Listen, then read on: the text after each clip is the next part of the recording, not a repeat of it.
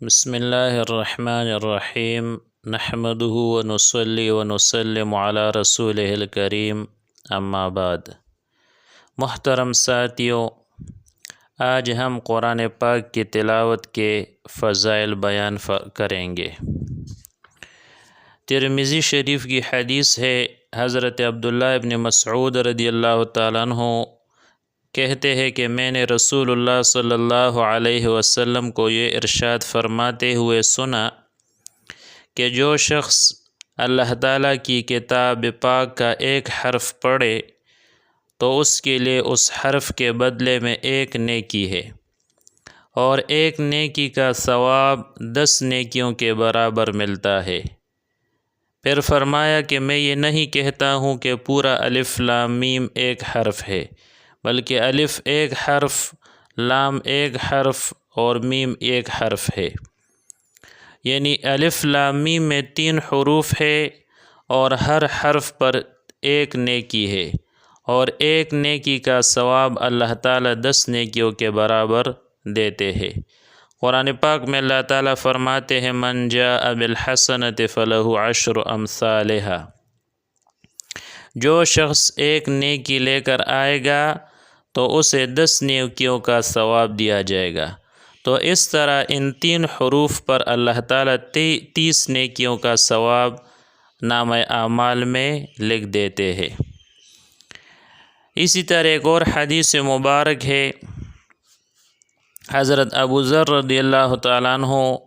کہتے ہیں کہ میں نے حضور صلی اللہ علیہ وسلم سے درخواست کی کہ مجھے کچھ وصیت فرمائے۔ حضور صلی اللہ علیہ وسلم نے فرمایا کہ تقوی کا اہتمام کیا کرو کہ وہ تمام امور کی جڑ ہے۔ میں نے عرض کیا کہ اس کے ساتھ کچھ اور بھی ارشاد فرمائے، تو حضور صلی اللہ علیہ وسلم نے فرمایا کہ تلاوت قرآن کا اہتمام کیا کرو کہ یہ دنیا میں نور ہے اور آخرت میں ذخیرہ۔ حضرت انس رضی اللہ تعالیٰ عنہ سے روایت ہے کہ نبی کریم صلی اللہ علیہ وسلم نے فرمایا تم میں سے جب کوئی شخص یہ چاہے کہ وہ اپنے رب سے مناجات و گفتگو کرے تو اس کو چاہیے قرآن شریف کی تلاوت کرے۔ حکیم ترمذی نے بریدہ رضی اللہ تعالیٰ عنہ کے ذریعے نبی کریم صلی اللہ علیہ وسلم کا یہ ارشاد عالی نقل کیا ہے کہ اہل جنت روزانہ حضرت جبار یعنی اللہ تعالیٰ کے پاس 2 مرتبہ جائیں گے، اور رب تعالیٰ ان کے سامنے قرآن پاک کی تلاوت فرمائیں گے، اور ان میں سے ہر جنتی اپنے اعمال کے درجے کے موافق موتی، یاقوت، زمرد اور سونے چاندی کے ممبروں کی ایک مخصوص نشستگاہ پر قرار پذیر ہوگا۔ تو اہل جنت کو تلاوت الہی سے جس قدر لطف اور مزہ اور آنکھوں کی ٹھنڈک حاصل ہوگی، اس کی قدر کسی بھی نعمت سے حاصل نہ ہوگی، اور ایسی عظیم اور حسین آواز آج تک ان کے سننے میں نہیں آئی ہوگی۔ پھر اگلے روز ایسی ہی نعمت کے حصول تک وہ لوگ خوش بخوش اپنی منزل اور فرحت بخش نعمتوں کی طرف لوٹ جائیں گے۔ حضرت انس رضی اللہ تعالیٰ عنہ مرفوعاً منقول کرتے ہیں، ان سے مرفوعاً یہ حدیث منقول ہے کہ جب گھر میں قرآن شریف پڑھا جائے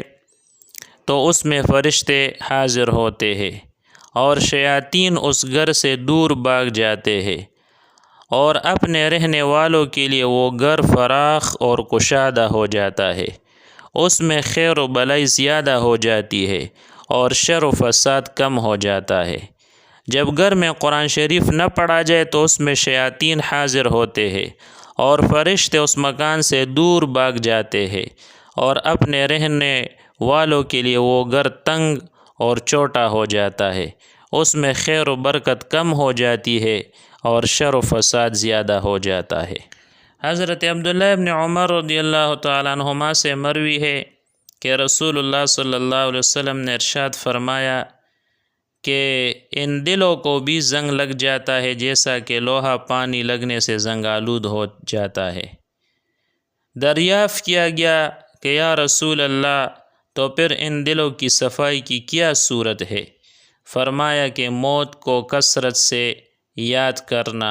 اور قرآن شریف کی زیادہ تلاوت کرنا۔ اس کو روایت کیا ہے امام بیہقی نے۔ اسی طرح طبرانی نے معجم اوسط میں حضرت عبداللہ ابن عمر رضی اللہ عنہما سے روایت کیا ہے کہ نبی کریم صلی اللہ علیہ وسلم نے ارشاد فرمایا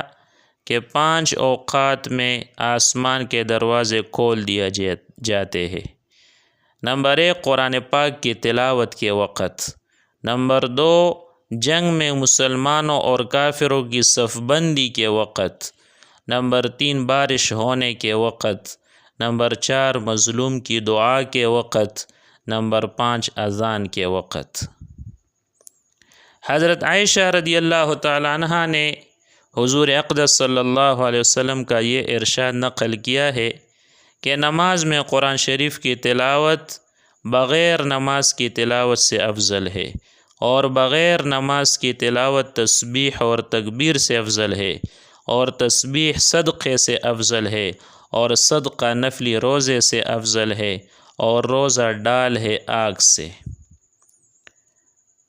حضرت علی کرم اللہ وجہہ فرماتے ہیں کہ جس شخص نے نماز میں کھڑے ہو کر کلام پاک پڑھا اس کے لیے ہر حرف پر 100 نیکیاں ملیں گی، اور جس نے نماز میں بیٹھ کر پڑھا اس کو 50 نیکیاں، اور جس نے بغیر نماز کے وضو کے ساتھ پڑھا اس کے لیے 25 نیکیاں، اور جس نے بلا وضو پڑھا اس کے لیے 10 نیکیاں، اور جو شخص پڑھنے والے کی طرف کان لگا کر سنے تو اس کے لیے بھی ہر حرف کے بدلے میں 1 نیکی ہے۔ حضرت شداد ابن اوس رضی اللہ تعالیٰ عنہ سے روایت ہے، ترمذی اور احمد کی یہ حدیث اس میں منقول ہے۔ یہ صحابی شداد ابن اوس رضی اللہ تعالیٰ عنہ فرماتے کہ رسول اللہ صلی اللہ علیہ وسلم نے فرمایا کہ جو مسلمان بھی اپنے بستر پر لیٹتے وقت کتاب اللہ کی کوئی سی صورت پڑھ لے اس پر اللہ تعالیٰ ایک فرشتہ مقرر فرما دیتے ہیں جو اس کے نیند سے بیدار ہونے تک کسی بھی موذی چیز کو اس کے قریب نہیں پٹکنے دیتا، خواہ وہ جب بھی بیدار ہو۔ حضرت ابو موسیٰ اشعری رضی اللہ تعالیٰ عنہ سے روایت ہے کہ رسول اللہ صلی اللہ علیہ وسلم نے ارشاد فرمایا،